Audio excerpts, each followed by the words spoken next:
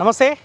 ఉస్మానియా యూనివర్సిటీలో ఉన్న నిన్న ధర్నా చౌక్లో హలో నిరుద్యోగి చలో ధర్నా చౌక్ అన్న ప్రోగ్రాం 100% సక్సెస్ అయింది. పార్టీలకు అతీతంగా అందరూ అక్కడికి వచ్చారు, మాట్లాడినారు. ముఖ్యంగా నిరుద్యోగులు గవర్నమెంట్కి ఒక డెడ్లైన్ పెట్టారు. జూన్ 2న 13 నోటిఫికేషన్లు కనుక విడుదల చేయకపోతే భవిష్యత్ కార్యాచరణ ప్రకటిస్తాం, 20,000 మందితో ఒక భారీ ర్యాలీ తీస్తాం, నిరసన కార్యక్రమం ఏర్పాటు చేస్తామని చెప్పి నిరుద్యోగులు పిలుపునివ్వడం జరిగింది. సో ఈ కార్యక్రమం అంతా నిరుద్యోగ జేఏసీ నేత మోతీలాల్ నాయక్ గారి ఆధ్వర్యంలో ఈ ప్రోగ్రాం జరిగింది. సో నిన్న మాట్లాడిన స్పీచ్ మొత్తం మన పక్కా తెలంగాణలో అప్లోడ్ అయినాయి, మీరు కూడా చూసే ఉంటారు. ఇప్పుడు బయట చర్చ ఏంటంటే నేను కూడా కొంతమంది పార్టీ నాయకులని మాట్లాడే ప్రయత్నిస్తూ ఉంటే మోతీలాల్ని కొంతమంది రాజకీయ నాయకులు కావాలని ఉసుగొల్పి నిరుద్యోగుల అంశం చర్చపైకి తీసుకొని వస్తారని చెప్పి కొంతమంది మాట్లాడుతూ ఉన్నారు. సో అందుకే ఈ ఉస్మానియా యూనివర్సిటీ ఉద్యమాల గడ్డకి మోతీలాల్ నాయకుని తీసుకొని వచ్చిన క్లారిటీ తీసుకుందామన్న అంశం పైన.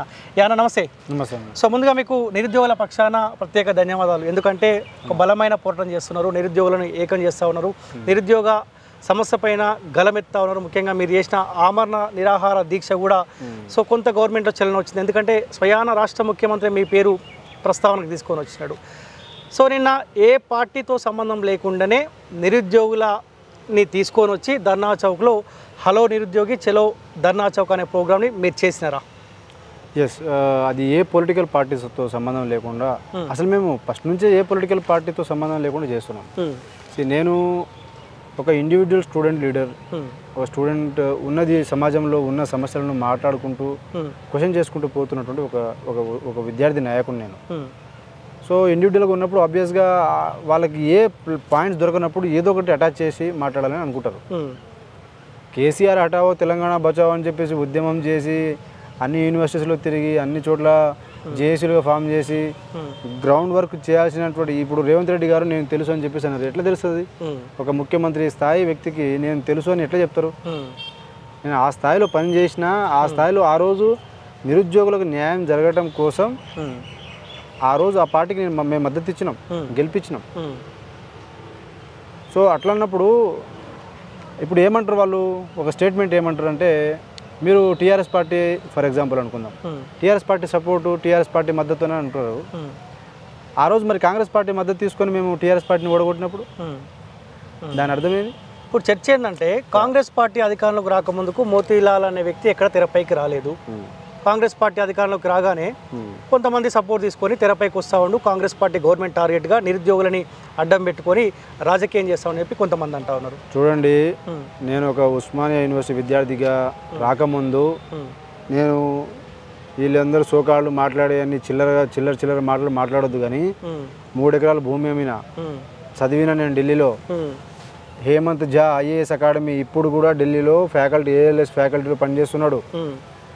కెరియర్ పాయింట్ హేమంత్ ఝా అని చెప్పేసి ఇదే Nagarjuna study circle economy class చెప్తున్నటువంటి అశోక్ నగర్లో దానిపైన ఒక ఇన్స్టిట్యూట్ పెట్టినాడు. అక్కడ కోచింగ్ తీసుకున్నా.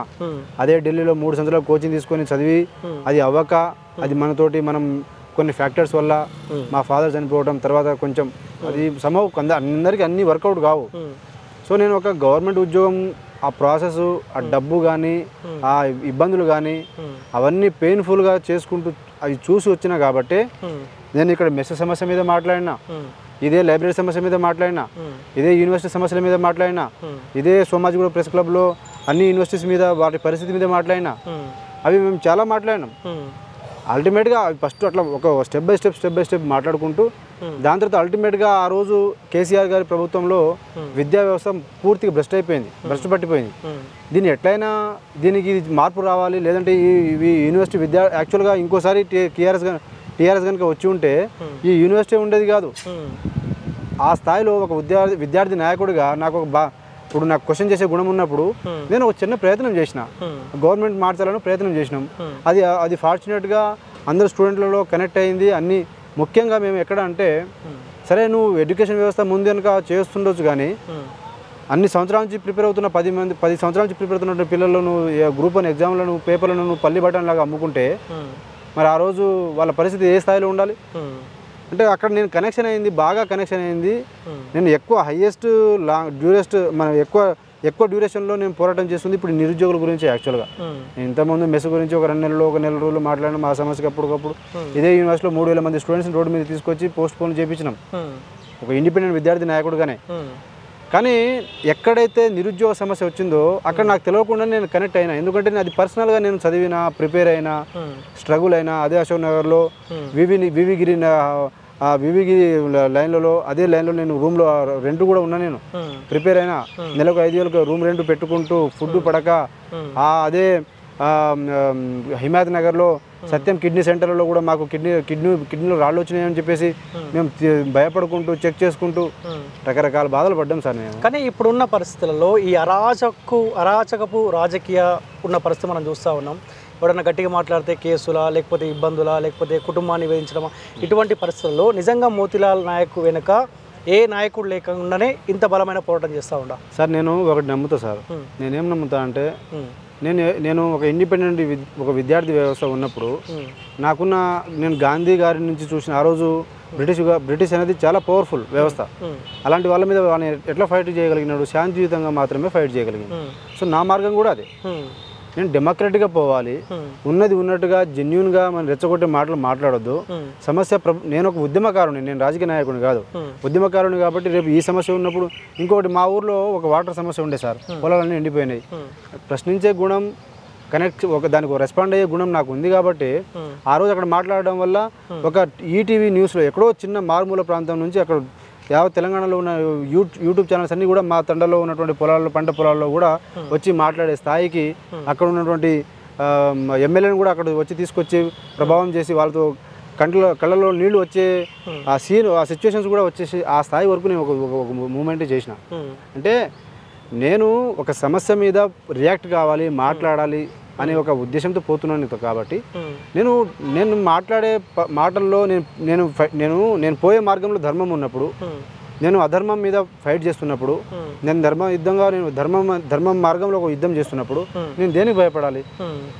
నేను ఏం ప్రోగ్రామ్ చేసినా కొంత ఖర్చుతో కూడుకున్న ప్రోగ్రామే కదా సార్. ఇప్పుడు నేను యాక్చువల్గా డబ్బుతో కూడుకున్న ప్రోగ్రామ్స్ ఏది చేయలేదు. ఇప్పుడు మేము టెంట్లు వేసుకున్నాం, ఒక 5,000 10,000 అయినాయి. 5,000 10,000 పెద్ద సమస్యనా సార్? ఒక మాట అనుకుందాం, నన్ను ఇష్టపడేటోళ్ళు, ఒక చదువుకున్న వాళ్ళు, జాబ్ చేస్తున్న వాళ్ళు ఎగ్జాంపుల్ అనుకుందాం. అరే ఈయన మంచి చేస్తున్నాడు అని చెప్పేసి ఎవరైనా సపోర్ట్ చేయాలనుకుంటే అది పెద్ద విషయమా? అండ్ నేను 5,000 10,000 బేర్ చేయలేనంత వరస్ట్ సిచ్యువేషన్ నేనేం లేను. అంత వరస్ట్ సిచ్యువేషన్ ఇదేం లేను నేను. ఓకే, ఏంటి ప్రధాన డిమాండ్? నేను అసలు ఏ ప్రోగ్రామ్ అయినా కూడా ఎప్పుడైతే నిజంగా ఫైర్ ఉంటుందో, నిజంగా ఎవరైతే సఫర్ అవుతున్నారో వాళ్ళంతటా వాళ్ళు స్వచ్ఛందంగా వచ్చే ప్రోగ్రామ్స్, వాళ్ళకు ఒక ప్రాపర్ డైరెక్షన్ చూపించే ప్రోగ్రామ్సే చేసినాం తప్ప మేము ఎక్కడ కూడా నా బల ప్రదర్శన చేసుకోవడం కోసము, నా ఐడెంటిటీని కాపాడుకోవడం కోసము నేను అలాంటి ప్రయత్నాలు చేయలేదు. నిన్న మీరు ఒక మాట మాట్లాడినారు, జూన్ 2 తర్వాత ప్రభుత్వం రెస్పాండ్ కాకపోతే 2 పార్టీలని బట్టలిప్పి కొడతామన్న మాట మీరు మాట్లాడారు. 2 పార్టీలు అంటే ఏ party? BRS party, Congress party అంతే. మరి ఇప్పుడు బీఆర్ఎస్ పార్టీ ఏమో 10 సంవత్సరాలు అన్యాయం చేసింది, పక్కన పెట్టినాం. కాంగ్రెస్ పార్టీ వచ్చింది. కాంగ్రెస్ పార్టీ వచ్చినప్పుడు నువ్వు అదే చేస్తే మాకు నిరుద్యోగుల శత్రువులు ఎవరు? 2 పార్టీలేగా. ఇప్పుడు బీఆర్ఎస్ పార్టీ చేయలేకపోయిందని చెప్పి అధికారం వాళ్ళకి దూరం చేసింది కదా. అవును, చేయాల్సిన అయితే కాంగ్రెస్ పార్టీ పైన డెఫినెట్గా ఉంది. నువ్వు చేయమనే చెప్తున్నావు. మేము ఇప్పుడు కూడా నీకు చేయమనే చెప్తున్నాం. ఆ రోజు నేను 9వ రోజు నేను దీక్ష విరమించేటప్పుడు ఒక రాజకీయ నాయకుడిని తీసుకొచ్చి నేను విరమించుకుని ఉంటే, నిజంగా నాకు రాజకీయ ఉద్దేశము, రాజకీయ ఇదే ఉంటే నేను ఆ రోజు నేను తీసుకుని వచ్చి ఒక పొలిటికల్గా ఎంత మైలేజ్ వచ్చేసారు అది. ఆ రోజు నేను ఒక్కడిని ఎందుకు వచ్చి విరమించుకున్నా? రెండోది 7వ రోజు నేను దీక్ష విరమించు, బలమూరి వెంకట గారు వచ్చినారు, విరమించు మోతీలాల్ అన్నారు. ముఖ్యమంత్రి దగ్గర తీసుకుపోతాం, కూర్చోబెడతాం అన్నారు.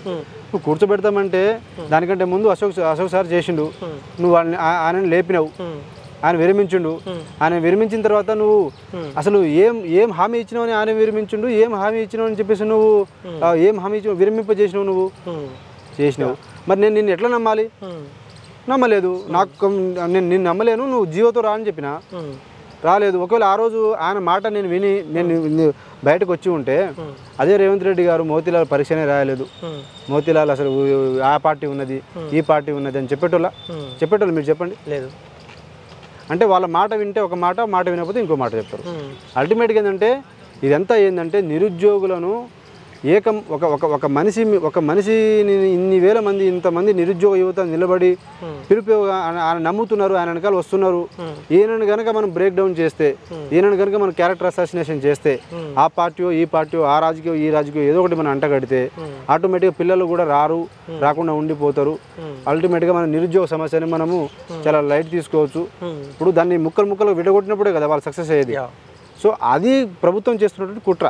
కానీ బీఆర్ఎస్ బీజేపీ ప్రయత్నం చేయాలి కదా, మోతీలాల్ని అట్లీస్ట్ రాజకీయంగా కొంత యూజ్ చేసుకునే ప్రయత్నం నా కాల్ రికార్డింగ్స్ ఉన్నాయి, మీరు తీసుకోండి. నేను 9 నెలలు అయింది సార్, నేను దీక్ష విరమింపజేసి ఒక విద్యార్థి నాయకుడిగా పేరు ఒక స్థాయిలో వచ్చినప్పుడు 9 నెలల తర్వాత నేను ఎక్కడైనా బయట సమయం సందర్భం లేకుండా బయట కనబడ్డానా? నేను ఎక్కడైనా కనబడ్డానా? నా ఉనికిని కాపాడుకోవడం కోసం ఏదైనా చేశానా?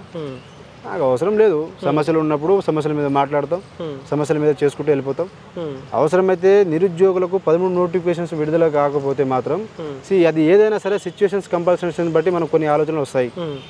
ఇందిరా పార్క్ నేను నా జీవితంలో నేను 2021 నుంచి ఇప్పటి వరకు ఏ రోజు కూడా నేను దీక్ష ధర్నా పెట్టాల్సిన సమయం వచ్చింది, పెట్టినాం. నిరుద్యోగులకు 13 నోటిఫికేషన్స్, నిరుద్యోగులకు న్యాయం జరగడం కోసం ఎవడు ఏమైనా అనుకొని ఏదైనా నాకు ఫరక్ కూడా పడదు. ఆ రోజు నేను కాంగ్రెస్ పార్టీ, ఆ రోజు నాకు అది ఏ నిరుద్యోగులకైతే న్యాయం జరగాలని చెప్పేసి టీఆర్ఎస్ పార్టీని కేసీఆర్ హటావ్ తెలంగాణ బచావ్ అని చెప్పేసి మేము కాంగ్రెస్ పార్టీకి మద్దతు ఇచ్చినామో, ఈ రోజు అదే కాంగ్రెస్ పార్టీని విడగొట్టడానికి రేపు అసలు ఎక్కడ కూడా నోటీసులో లేని పార్టీని కూడా మేము సపోర్ట్ చేస్తాం. దాని ఇప్పుడు అల్టిమేట్గా మేము సపోర్ట్ ఎవరిదైనా తీసుకుంటాం. ధర్మ సమాజ్ పార్టీ ఉన్నది, బీఎస్పీ పార్టీ ఉన్నది, బీజేపీ పార్టీ ఉన్నది. డెఫినెట్గా మేము మళ్ళీ టీఆర్ఎస్ పార్టీ సపోర్ట్ అయితే మేము ఖచ్చితంగా తీసుకోము, కానీ తీసుకోకూడదనే రూల్ అయితే లేదు. ఇప్పుడు నిన్న ప్రోగ్రాము నిరుద్యోగులతోటి ధర్నా చౌక్ మొత్తం దద్దరిల్లింది, అందరూ బాగా మాట్లాడారు, గట్టిగా మాట్లాడారు. ఏ పేపర్లో కూడా ఈ వార్త కనిపిస్తలేదు కదా. ఇందిరా పార్క్ దగ్గర ధర్నాలు గవర్నమెంట్ అనేది చాలా ఏ స్థాయిలో తీసుకోవాలో ఆ స్థాయిలో తీసుకొని ఖచ్చితంగా వాళ్ళు దాన్ని కంట్రోల్ చేయాలని చూస్తారు. వాళ్ళకి అర్థం కాని ఏంటంటే, నువ్వు ఇందిరా పార్క్లో చేసిన ధర్నాన్ని నువ్వు పేపర్లో రానియకుండా చేసినావు, రేపు ఢిల్లీలో జరగబోయే దాన్ని ఆపుతావు. ఆపు, ఈసారి ఆపుతావు, ఎట్లా ఆపుతావు? నువ్వు ఆపు, ఈసారి ఆపు. ఇప్పుడు నిరుద్యోగులతో ఢిల్లీలో ప్రోగ్రామ్ చేయబోతున్నారు. డెఫినెట్గా నేను అదే చెప్తున్నా సార్. ఇప్పుడు 13 నోటిఫికేషన్స్ ఆ రోజు నేను దీక్ష చేసిన తర్వాత మీరు జాబ్ క్యాలెండర్ ఇస్తా అంటే అందరు నమ్మినారు, అందరు చదువుకున్నారు, అందరు చదువుకోవడానికి వెళ్ళిపోయినారు. అందరూ కూడా చాలామంది నాకు ఫోన్లు చేసి మెసేజ్ పెట్టి, పోనీ మనకు జాబ్ క్యాలెండర్ ప్రకారంగా కొన్ని నోటిఫికేషన్స్ ఎప్పుడు ఏంది అనేది క్లారిటీ వస్తే చదువుకుంటామన్నా అని చెప్పేసి అన్నారు. అదే నిరుద్యోగులు ఈరోజు అన్న వీళ్ళు మొత్తం మోసం చేస్తున్నారు, నేను చెప్పిన వీళ్ళు మోసం చేస్తారు రాబాయి అని అన్నా. అయినా కూడా ఆ రోజు నేను రిప్రజెంటేషన్ ఇచ్చుకుంటూ చేసుకుంటూ పోయినాం. కానీ దాని తర్వాత ప్రభుత్వం చేస్తున్నటువంటి కుట్ర వాళ్ళకి అర్థమైపోయింది. అర్థమైపోయిన తర్వాత వాళ్ళకు ఒక్క 10 రోజుల్లోనే అసలు ఈ హైదరాబాద్ తెలంగాణలో నిరుద్యోగులు చాలా తక్కువ మంది ఉన్నారు. నోటిఫికేషన్ ఉన్నప్పుడు హాస్టల్స్ లేవు, అందరు ఇంటికాడ ఉన్నారు. అయినా ఇలాంటి క్రైసిస్ సిచ్యువేషన్ కూడా 500 మంది పిల్లలు వచ్చినారంటే అది మామూలు విషయం. ఇప్పుడు మీరు గవర్నమెంట్కు June 2 డెడ్లైనా? June 2వ తారీఖున డెడ్లైన్ మేము గవర్నమెంట్కి ఇస్తున్నాం. సో ఈ యొక్క ఉద్యమాన్ని అందుకనే చెప్తున్నా, ఒక పర్సన్ మీద ఇట్లా అన్నప్పుడే ఫస్ట్ యాస్పిరెంట్స్తో మాట్లాడిపించినాం. నిన్న క్లీన్గా క్లియర్ మెసేజ్ పంపించినాము. రేపు June 2 కనుక వాళ్ళు విడుదల చేయకపోతే June 3వ తారీఖున విద్యార్థి సంఘాల మద్దతు కూడా కడతాం. మనం అడుగుతాం, కుల సంఘాల మద్దతు అడుగుతాం. ఒకరోజు విద్యార్థి సంఘాలతో, ఇంకోసారి కుల సంఘాలతో, ఇంకోసారి పొలిటికల్ పార్టీ, అన్ని పొలిటికల్ పార్టీస్ ఒక్కొక్కసారి ఒక్కొక్క పొలిటికల్ పార్టీస్, ఒకసారి బీజేపీ, ఒకసారి టీఆర్ఎస్, ఒకసారి బీఎస్పీ, ఒకసారి జనసేన, ఏదైనా ఉండని అన్ని పార్టీలు రకరకాలుగా తెలంగాణలో ఉన్నటువంటి ప్రతి సమాజం నుంచి మేము అందరి మద్దతు తీసుకుంటాం. అల్టిమేట్గా ఈ 13 నోటిఫికేషన్స్ కోసం, 13 నోటిఫికేషన్స్ రావడం కోసం నేను ఆ రోజు ఏదైతే మనకు ఇప్పుడు ఒకటి ఉంటుంది సామెత, మనకు మన స్వార్థం కోసం మనం ఒకటి కాళ్ళు పట్టుకుంటే తప్పు, కానీ 100 మంది 1000 మంది స్వార్థం వాళ్ళకు ఉపయోగపడుతుంది అన్నప్పుడు మనం తగ్గడంలో తప్పలేదు. అలానే మనం కాళ్ళు పట్టుకుంటామని కాదు చెప్తున్నాం. అసెంబ్లీ ఎలక్షన్ల కంటే ముందు నిరుద్యోగులకు ఏ హామీలు అయితే కాంగ్రెస్ పార్టీ ఇచ్చిందో హామీలు నెరవేర్చాల్సిందే అంటారు ఎట్టి పరిస్థితుల్లో? డెఫినెట్గా నెరవేర్చాలి సార్. మీరు ఒకటి చెప్పండి, వాళ్ళు ఇస్తాన 2000 ఉద్యోగాలు ఇచ్చారా సార్? మీరు చెప్పండి. లేదు. 3000 Group 3 పోస్టులు ఇస్తానరా? ఇచ్చినారా? లేదు. డిఎస్సి మెగా డిఎస్సి 25,000 ఇచ్చినారా సార్? లేదు. Group 1 ప్రాపర్గా కండక్ట్ చేశారా? అది లేదు. నీకు పవర్ సెక్టర్ నోటిఫికేషన్స్ ఉన్నాయి, 10 సంవత్సరాల నుంచి నోటిఫికేషన్స్ లేవు, ఇచ్చారా సార్? లేదు. FBO ఫారెస్ట్ బీట్ ఆఫీసర్స్ ఉన్నాయి, ఇచ్చారా? లైబ్రేరియన్ పోస్టులు ఉన్నాయి, ఇచ్చారా? మరి ఇవన్నీ మీరే ఇస్తాన్నారు కదా సార్. మేము జాబ్ క్యాలెండర్ కూడా అడగలేదు సార్. 10 ఏళ్ల కాలం పాటు ఆయన చేయలేకపోయారు కదా, కొంత టైం ఏంటన్న మాట ఓకే కదా, రైట్ కదా, మేము దాన్ని అగ్రీ అవుతాం కదా. మరి మేము అడిగింది ఏంటి సార్ ఆ రోజు జాబ్ క్యాలెండర్ చెప్పింది ఎవడు? నువ్వు చెప్పినావు 2 లక్షల ఉద్యోగాలు మేము అడిగినామా? మేము ఆ రోజు ఉన్న పరిస్థితుల్లో ఏం అడిగినాం తెలుసా? గ్రూప్ 2 ఒకటి పోస్ట్ పోన్ అయిపోయింది, అప్పుడు రెండోది గ్రూప్ 1 ఏమో పేపర్ లీక్ అయిపోయింది. అంటే మాకు ఆ రోజు ఉన్నటువంటి మెయిన్ కన్సర్న్ ఏంటంటే నువ్వు నిర్వహించాల్సిన పరీక్షలను ఎందుకు పకడ్బందీగా నిర్వహించట్లేవు? మా రెండు కారణాలు ఉండే మాకు, బలమైన కారణాలు. ఒకటి, ఎగ్జామ్స్ పకడ్బందీగా నిర్వహించాలి, ఇష్టం వచ్చినట్టు నమ్ముకుంటాడు నడవదు. రెండోది, నువ్వు యావరేజ్ 10 సంవత్సరాల నుంచి వెయిట్ చేసినాం కాబట్టి ఆ కంపెన్సేట్ చేయి. 30 సంవత్సరాలు వేజ్ వచ్చిన పిల్లలందరికీ వాళ్ళు వెళ్ళిపోతారు. కొత్తోడు రావాలనుకుంటే వాడు 2 సంవత్సరాలు 3 సంవత్సరాలు చూస్తాడు, ఉంటాడు, లేదంటే వెళ్ళిపోతారు. కానీ 10 సంవత్సరాల నుంచి ఏజ్ బార్ అయిపోయి 30 సంవత్సరాలు వచ్చినప్పుడు వాళ్ళు ఖచ్చితంగా వాళ్ళు కొన్ని నోటిఫికేషన్స్ అయితే ఉండాలిగా. మరి ఆ నోటిఫికేషన్స్ పిల్లలు ఎక్కువ ప్రిపేర్ అయ్యేది దేనికి? గ్రూప్స్, డిఎస్ ప్రిపేర్ అవుతారు. అవునా?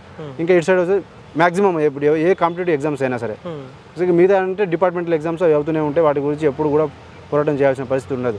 ఎప్పుడైనా నిరుద్యోగ ఉద్యమాలు ఎప్పుడు కూడా గ్రూప్స్ మీదనే, డిఎస్సి మీదనే జరుగుతూ ఉంటాయి. ఆ రోజు మేము అడిగింది కూడా, మేము మా లెక్కల ప్రకారంగా 30,000, గ్రూప్ 2 2,000, గ్రూప్స్ మొత్తం కలిపితే 10,000 సార్.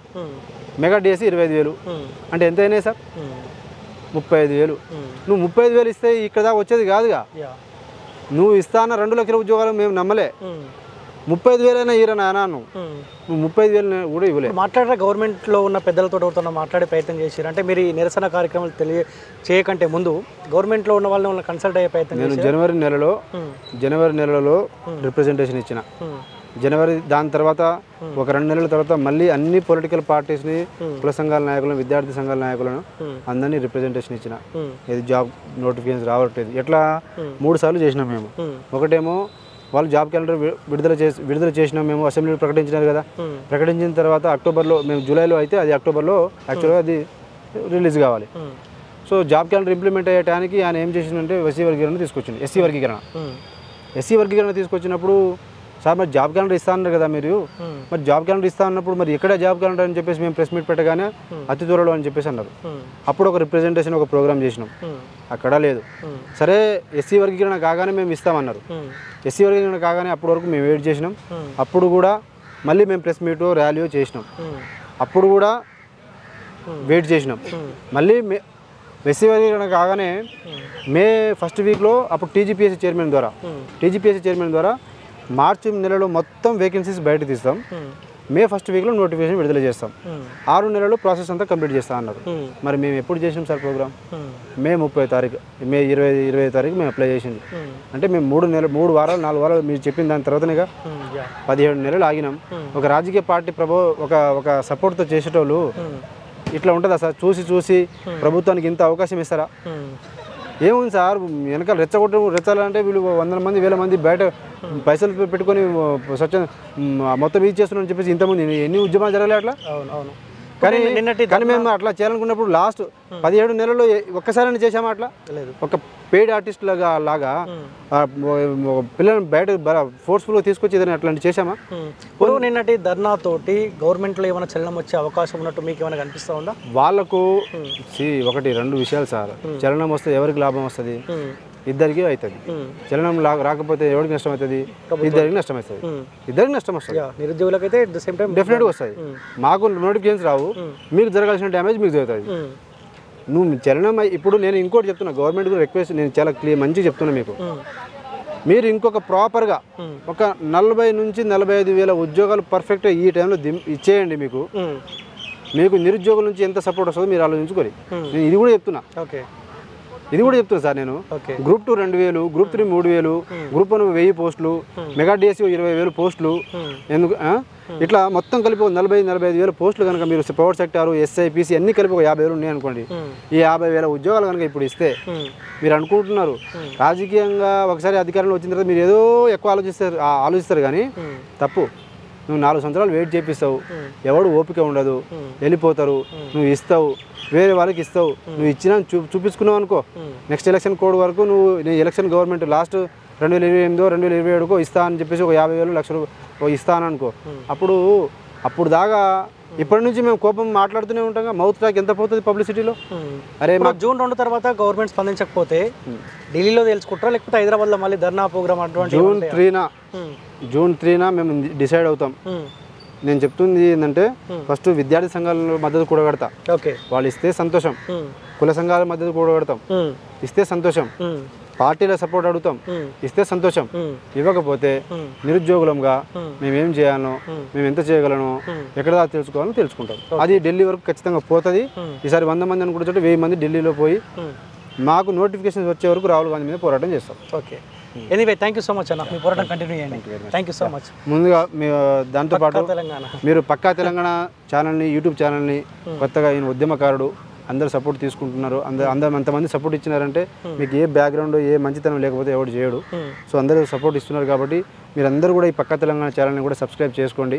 అలాగే మాది కూడా తెలంగాణ నిరుద్యోగ జేఏసీ అని ఒక ఛానల్, కేవలం నిరుద్యోగులకు ఇన్ఫర్మేషన్ ఇవ్వడం కోసమే ఒక ఛానల్ పెట్టుకున్నాం. మీరు మీ ద్వారా కూడా దాన్ని సబ్స్క్రైబ్ చేసుకోమనండి. ఎందుకంటే జస్ట్ ఒక ఇన్ఫర్మేషన్ పాస్ అవ్వడం కోసమే. ఎందుకంటే అల్టిమేట్గా ఇప్పుడు మనకు సమయం వచ్చింది. జర్నలిస్టులము, మీరు జర్నలిస్టులుగా మీరేమో డిజిటల్ మీడియాతో ఫైట్ చేస్తారు, మేము రోడ్ల మీద వచ్చి ఫైట్ చేస్తాం. అల్టిమేట్గా ఫైట్ చేస్తున్న వాళ్ళందరం కూడా కలవకపోతే ఇలాగనే మనం ఫైట్ చేస్తూ ఉంటాం, మనం పోరాటం చేస్తూ ఉంటాం, వాడు ఇంకోటి వచ్చి కూర్చుంటాడు. వాళ్ళని మాత్రం ఇది అయిపోయింది. ఈ 2 పార్టీలను నిరుద్యోగులకు మోసం చేసే ఇప్పుడు ఒక పార్టీ అయిపోయింది లిస్టు. బీఆర్ఎస్ పార్టీకి జన్మలో కూడా ఒక్క నిరుద్యోగి ఒక్క ఓటు కూడా వేయడు, వేయకుండా చూసుకునే బాధ్యత మాది, దాంట్లో డౌట్ లేదు.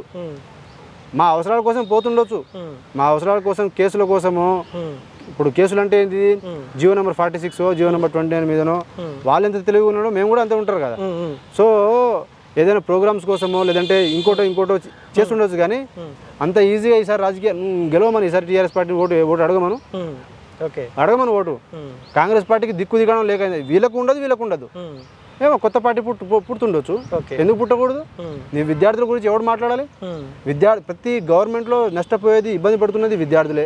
స్కాలర్షిప్లు రిలీజ్ కావు, యూనివర్సిటీలు బాగుండవు, ఉద్యోగస్తులకు డిఏలు ఉండవు, వాళ్ళకు డిఏలు ఉండవు, వాళ్ళకి ఏ గవర్నమెంట్ వచ్చినా వాళ్ళకు డిఏలు కూడా ఉండవు, ఇబ్బందులు పెడుతూనే ఉంటారు. దాని తర్వాత నిరుద్యోగులకు అయితే ఇంకా వాళ్ళకి చెప్పనక్కర్లేదు. మరి ఇవి నీకు మళ్ళీ గవర్నమెంట్ నుంచి పైసలు లేవని చెప్పేసి కూడా మరి మీరు ఈ ముగ్గురు దగ్గరే వస్తుంది నీకు కథ. నీకు 1,50,000 కోట్లు తీసుకురావడానికి డబ్బులు వస్తాయి, కానీ ఏ ప్రభుత్వానికైనా డబ్బులు లేవు అన్న మాట వట్టి జూట మాట అది. Anyway thank you so much అన్న, కంటిన్యూ చేయండి. Thank you. సో ఇది నిరుద్యోగ జేఏసీ నేత మోతీలాల్ నాయక్తో స్పెషల్ ఇంటర్వ్యూ. సో నిరుద్యోగులు ఏకం కావాల్సిన అవసరం ఉంది. సో మోతీలాల్ ఒకటే మాట చెప్తా ఉన్నాను, నా వెనకాల ఏ పార్టీ లేదు, నిరుద్యోగుల కోసమే ఏ స్వార్థం లేకుండా పోరాటం చేస్తూ ఉన్నా అంటారు. సో ఖచ్చితంగా ఇక్కడ ఎట్టి పరిస్థితుల్లో పార్టీలు ఇన్వాల్వ్ కావాల్సిన అవసరం, ఎందుకంటే గత 10 సంవత్సరాల కాలం పాటు బీఆర్ఎస్ పార్టీ నిరుద్యోగులను మోసం చేసింది.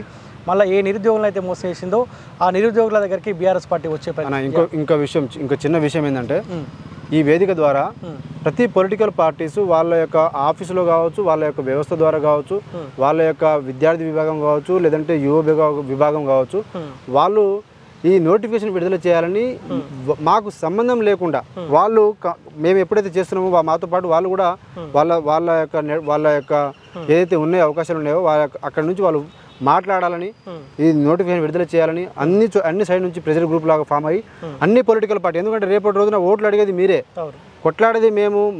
మేము కొట్లాడుతున్నాం కదా, మీకు మా వ్యతిరేకత కాస్త మాకు ప్లస్ పాయింట్ అయితే కాదు, మీరు చూసుకుంటూ ఉంటా అంటే కాదు.